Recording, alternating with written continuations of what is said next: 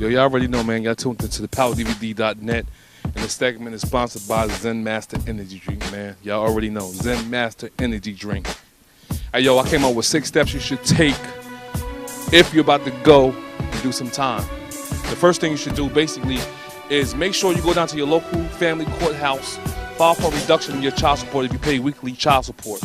You ask for the minimum per week payment, which should, in most cases, be $5. You do that, and that stops your arrears from being sky high to something that you can afford to knock out real quick when you come home. The second thing you should do is make sure that you create yourself a bank account. Have somebody in your circle add it onto that bank account so they can send you money when you're incarcerated. Also, they can send out $5 checks or money orders to your child's mother or your child's father weekly, and then you won't have no arrears if you can do it like that. The third thing you should do is make sure that you put all your identification, social security card, birth certificate, and your photo ID up somewhere. So basically when you come home, you know where it's at.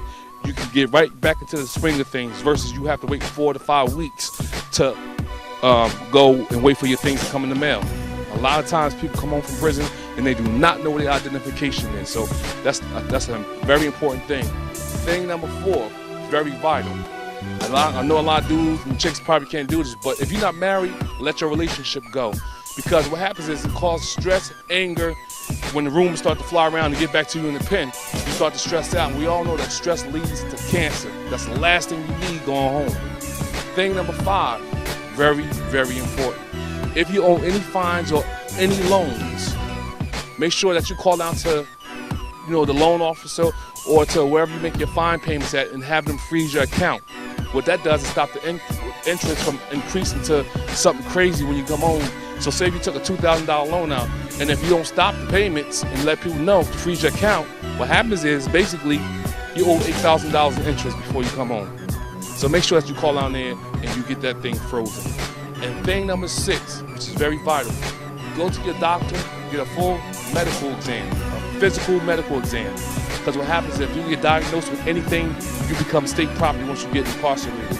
Now, they have it on their record, and these things will get paid by the state because now you become a state baby. So if you follow these 6 things, man, I guarantee you that you'll come home, you'll be okay, and no stress, no arrears, and no crazy interest rates waiting for you to come home and already have you on debt.